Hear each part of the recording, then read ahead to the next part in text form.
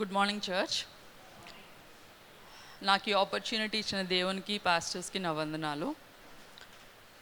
మనము ప్రతిరోజు ఒక లగేజ్ని మనకు తెలియకుండానే మనం మోస్తూ ఉంటాము. మనము జాగ్రత్తగా గమనించినట్లయితే మనం మాట్లాడుతున్నప్పుడు ఆ లగేజ్లోని వస్తువుల్ని మన మాటల్లో మనం కనపరుస్తూ ఉంటాము. మనం ఏదైనా డెసిషన్స్ తీసుకున్నప్పుడు ఆ లగేజ్లోని వస్తువులను ఆధారం చేసుకొని మనం డెసిషన్స్ తీసుకుంటూ ఉంటాము. అంతేకాకుండా మన రిలేషన్షిప్స్లో మనం ఒకరితో మనము ఏ విధంగా ప్రవర్తిస్తాము అనే విషయంలో కూడా మన యొక్క లగేజ్లోని వస్తువుల్ని మాత్రమే ఆధారం చేసుకొని మనం ప్రవర్తిస్తూ ఉంటాము. ఈ లగేజ్ ఏంటి అని మనం ఒకసారి ఆలోచిస్తే, ఇది మన గతం, మన పాస్ట్ అంటే ఏంటి? ఈ క్షణం మనం జీవిస్తున్నాము. ఈ క్షణం కంటే ముందు మనం జీవించిన జీవితం అంతా మన గతమే. మనము మన గతంలో ఏదైనా ఉండొచ్చు, లైక్ మన ఓన్ మిస్టేక్స్ ఉండొచ్చు, మన ఎక్స్పీరియన్సెస్ ఉండొచ్చు, మనం ఏ విషయాల్లో గాయపరచబడ్డామో ఆ పెయిన్ ఉండొచ్చు, ఆ హర్ట్స్ ఉండొచ్చు. ఇంకా మన జీవితంలో మన గతాన్ని చూసుకుంటే కొన్ని సిచ్యుయేషన్స్ ఉంటాయి, వాటిని మనము జ్ఞాపకం చేసుకొని మరలా ఈ ప్రజెంట్లో మనం జీవిస్తూ ఉంటాం. ఇలాంటివి అనేకము మన గతంలో ఉండొచ్చు. కానీ ఈ గతంలో మనం జీవించడం అనేది దేవునికి ఇష్టమైన విషయం కాదు. మన గతంలో ఉన్నవి ఎలా ఉంటాయంటే, ఈరోజు మన ప్రెజెంట్లో ఆ గతం యొక్క ఎఫెక్ట్ మనము ప్రతిరోజు చూడగలుగుతాం. మన గతం అనేది మన ప్రెజెంట్లో ఎగ్జిస్ట్ అవ్వటం లేదు, కానీ అది ఎగ్జిస్ట్ అవుతున్న ఓన్లీ ఒక ప్లేస్ ఏంటంటే మన మైండ్. మన గతాన్ని మనం చూస్తే దాన్ని మనం ఎలాగూ మార్చలేము. ఈరోజు మనం అయిపోయిన వాటిని వేటిని మార్చలేము. కానీ మనం ప్రతిసారి ఆ యొక్క గడిచిపోయిన సిచ్యుయేషన్ కానీ, ఆ సిచ్యుయేషన్లో ఉన్న పీపుల్ కానీ మనకు కనపడినప్పుడు కానీ, వాటి గురించి మనం ఆలోచించినప్పుడు కానీ, వాటిని మరలా మనం జ్ఞాపకం చేసుకొని వాటిలో మరలా మనం జీవిస్తూ ఉంటాం. ఆ పెయిన్, ఆ హర్ట్, ఆ ఫెయిల్యూర్స్, ఆ డిసప్పాయింట్మెంట్స్ ఎంత ట్రూ అంటే వాటిని మనం ఈరోజు కూడా సేమ్ ఒకప్పుడు మనం ఎలా ఎక్స్పీరియన్స్ చేసామో అలా ఎక్స్పీరియన్స్ చేస్తాం. కానీ దేవుడు మనం ఆ ఎక్స్పీరియన్సెస్లో, ఆ గతంలో ట్రాప్ అయిపోయి ఉండకూడదని దేవుడు కోరుకుంటున్నాడు. దేవుని వాక్యంలోని మనం చూసినట్లయితే 1 సమూయేలు 16వ అధ్యాయము 1వ వచనం, 1 Samuel 16th chapter 1st verse నేను చదువుతున్నాను. అంతటి యెహోవా సమూయేలుతో ఈలాగు సెలవిచ్చెను, ఇజ్రాయేలీల మీద రాజుగా ఉండకుండా నేను విసర్జించిన సౌలును గూర్చి నీవెంతకాలము దుఃఖింతువు? నీ కొమ్మును తైలముతో నింపుము. బెత్లెహేమీయుడైన యెషై యొద్దకు నిన్ను పంపుచున్నాను. అతని కుమారులలో ఒకని నేను రాజుగా నియమించుదును. ఇక్కడ మనం చూస్తే సమూయేలు ఎంతో గొప్ప దైవజనుడు. కానీ ఎప్పుడైతే దేవుడు సౌలుని ఇజ్రాయేలు జనాంగం మీద రాజుగా తిరస్కరించాడో, ఆయన అవిధేయతను బట్టి, సౌలుని బట్టి సమూయేలు ఇంకా చింతిస్తున్నట్లుగా, దుఃఖాక్రాంతుడు అవుతున్నట్లుగా మనం ఇక్కడ వచనంలో చూస్తాం. కానీ దేవుడు సౌలుని బట్టి సమూయేలు అలా దుఃఖిస్తూ కూర్చోవడం దేవునికి ఇష్టం లేదు. కానీ దేవుడు ఏమని చెప్తున్నాడు? నువ్వు లేగు, నువ్వు ముందుకు సాగిపో, నేను ఇంకొక రాజుని ఇజ్రాయేలు కోసం ఎన్నుకున్నాను, ఆయన్ని అభిషేకించడానికి నువ్వు ముందుకు సాగిపోవాలి అని చెప్తున్నారు. అలాగే మనము యెహోషువ గ్రంథము 1వ అధ్యాయంలో 3వ వచనంలో చూస్తే, మోసెస్ చనిపోయారు, ఇజ్రాయేల్ జనాంగం ఆయన గురించి దుఃఖిస్తున్నారు, యెహోషువ అందరూ కూడా ఆయన గురించి దుఃఖిస్తున్నారు. ఆ సమయంలో దేవుడు యెహోషువతో మాట్లాడుతూ మోషే చనిపోయాడు అని చెప్తున్నారు. మోషే చనిపోయాడని ఇజ్రాయేల్ జనాంగానికి తెలియదా? వాళ్ళు దాని గురించే దుఃఖిస్తున్నారు. కానీ దేవుడు ఏమని చెప్తున్నాడు? యెహోషువ, నేను మోషేకి ఎలా తోడై ఉన్నానో నీకు కూడా అలాగే తోడై ఉంటాను. నువ్వు ఇజ్రాయేల్ జనాంగం ఇంక ఇలా దుఃఖిస్తూ కూర్చోకుండా ముందుకు సాగిపోండి. మీరు వెళ్ళి మీకు ఏ దేశాన్ని అయితే నేను ఇస్తానని చెప్పానో ఆ దేశాన్ని మీరు పొజెస్ చేసుకోండి అని దేవుడు చెప్తున్నట్లుగా మనం చూస్తాం. అలాగే యెషయా గ్రంథము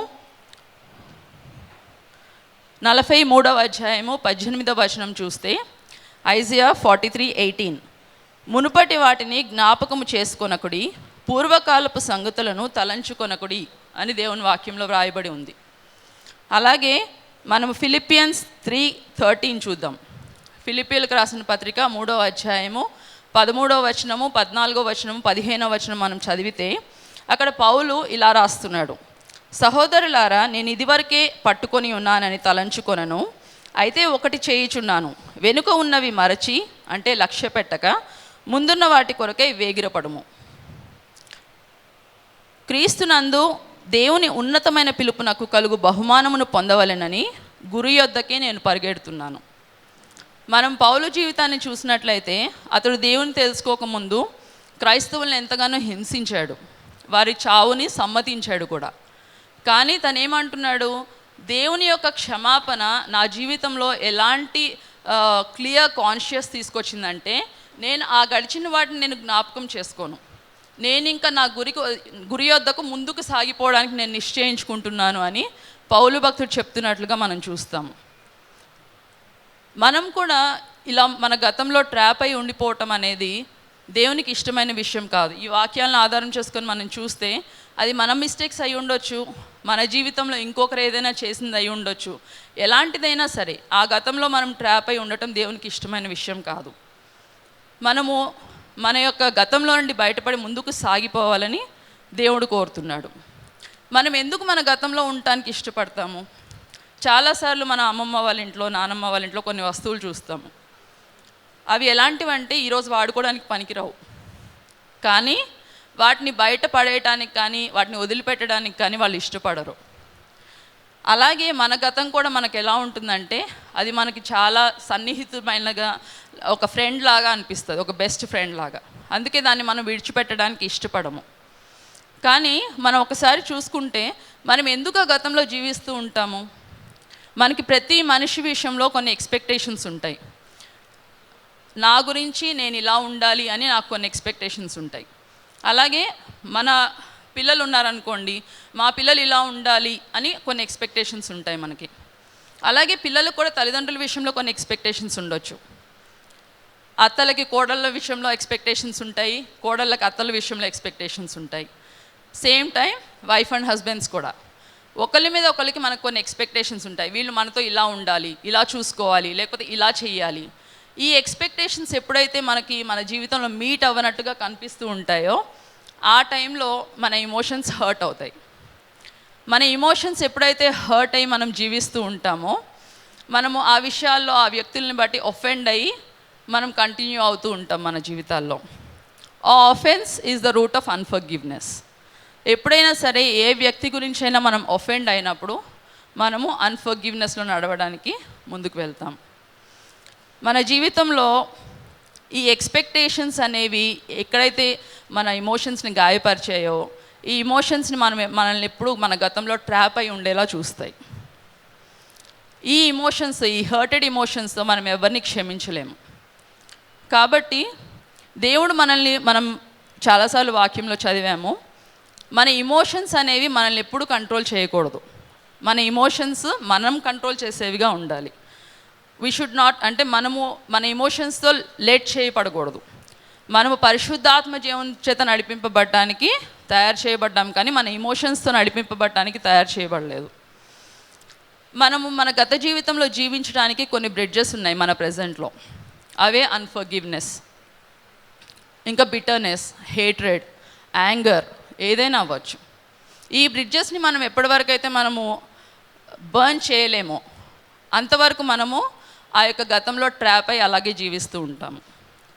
మనం చాలాసార్లు చూడొచ్చు, అన్ఫర్గివ్నెస్ కానీ, బిటర్నెస్ కానీ, ఈ హేట్రెడ్ కానీ ఇవన్నీ మనలో నుండి తొలగింపబడాలంటే మనం ఒక కాన్షియస్ విల్ఫుల్ డెసిషన్ తీసుకోవాలి. నేను ఆ సిచ్యుయేషన్ని, లేదా నేను చేసిన ఆ మిస్టేక్స్ని, లేదా ఇతరులు నాకు చేసిన వాటిని నేను క్షమిస్తాను అని. అలాంటి విల్ఫుల్ డెసిషన్ మనం తీసుకునేంత వరకు మనం ఈ ట్రాప్లో నుండి బయటికి రాలేము. మనం రక్షింపబడటానికి దేవునికి క్షమాపణ అవసరమైంది మనకి.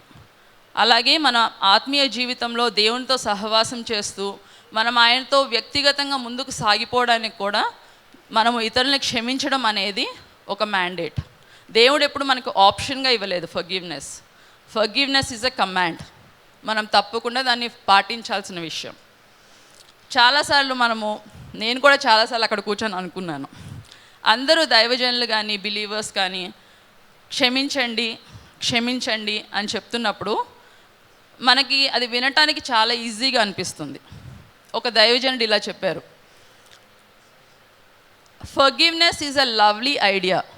ఎప్పటివరకు అంటే ఎవరినైనా మనం క్షమించాల్సిన వ్యక్తి కానీ క్షమించాల్సిన పరిస్థితి కానీ మనకు వచ్చేంతవరకే. ఆ తర్వాత అది లవ్లీ ఐడియాగా కనిపించదు. కానీ మనకి ఎలా అనిపించినప్పటికీ మనం క్షమించాలి. అందుకే దేవుడు మనల్ని పిలిచారు. ఎప్పుడైతే దేవుడు మనల్ని ఎలాంటి క్షమాపణ శక్తితో మనల్ని క్షమించారో మనం తెలుసుకుంటే మనం ఇతరుల్ని క్షమించడానికి దేవుడు మనకి సహాయం చేస్తారు. మన ఓన్ స్ట్రెంగ్త్లో మనం ఎప్పుడు ఎవరిని క్షమించలేము. దేవుని సహాయంతో, పరిశుద్ధాత్మ దేవుని సహాయంతో, మనలో నివసిస్తున్న యేసుక్రీస్తు ప్రభు ద్వారా మాత్రమే మనం ఇతరులను క్షమించగలము. అన్ఫర్గివ్నెస్లో నడుచుకోవటము, హేటెడ్లో నడుచుకోవడం ఇదంతా ఎలా ఉంటుందంటే ఇట్స్ ఎ డెడ్లీ పాయిజన్. అది మన జీవితాన్ని, మన ప్రెజెంట్ని, మన ఫ్యూచర్ని డెస్ట్రాయ్ చేస్తుంది.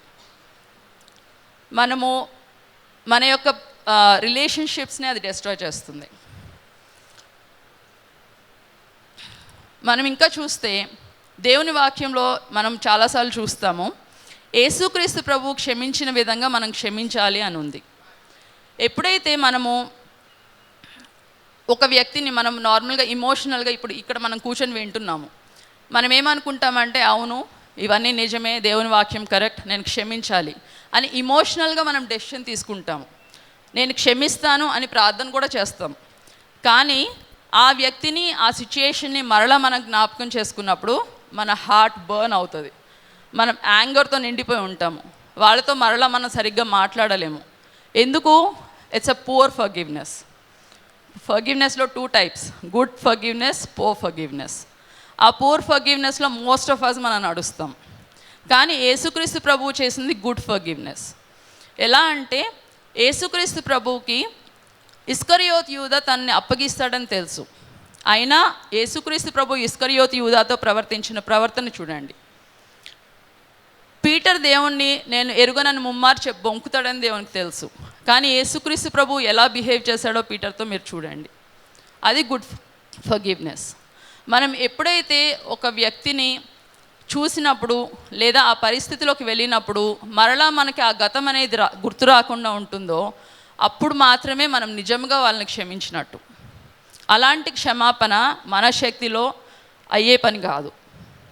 దానికి పరిశుద్ధాత్మ దేవుని సహాయం కావాలి.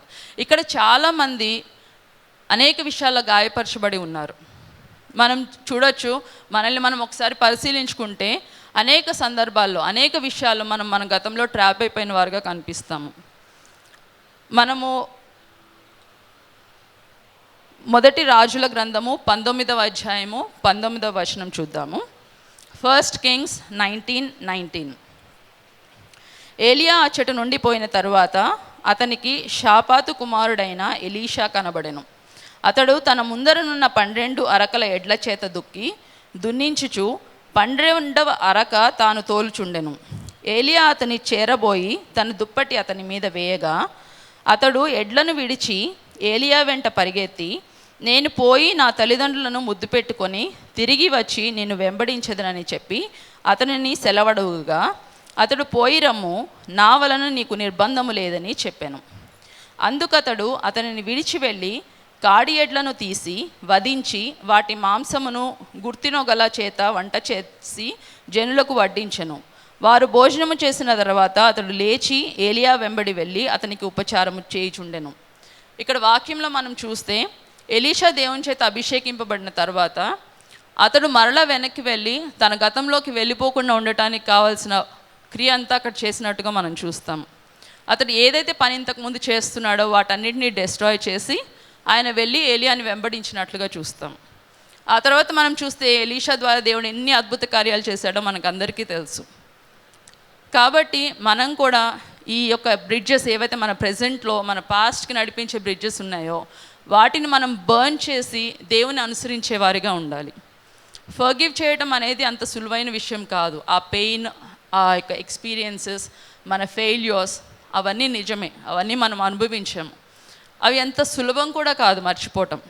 కానీ దేవుని పరిశుద్ధాత్మ సహాయంతో ఈరోజు మనం అడగటానికి సిద్ధంగా ఉంటే, దేవా ఇదిగో ఈ విషయాల్లో, ఈ సిచ్యుయేషన్స్లో నుండి, ఈ పరిస్థితిలో నుండి, లేదా ఈ వ్యక్తుల్ని నేను క్షమించాలని ఇష్టపడుతున్నాను అని ఎప్పుడైతే మనం ఒక కాన్షియస్ డెసిషన్ తీసుకుంటామో, మనలో ఉన్న దేవుడు మనల్ని ఆ యొక్క క్షమాపణలోకి నడిపించడానికి ఆయన సిద్ధంగా ఉన్నారు. మనము సిద్ధంగా ఉన్నామా ఆ యొక్క బ్రిడ్జెస్ని బర్న్ చేయడానికి? ఒక్కసారి మనల్ని మనం పరిశీలించుకుందాము. దేవుడు మన పాస్ట్లో నుండి విడిపించి మనం ఆయనతో కొనసాగి అనేకమైన అద్భుత కార్యాలు దేవునిలో చేయడానికి మనల్ని ఉపయోగించుకోవాలని నేను కోరుకుంటున్నాను. దేవుడు ఈ వాక్యమును దీవించును గాక.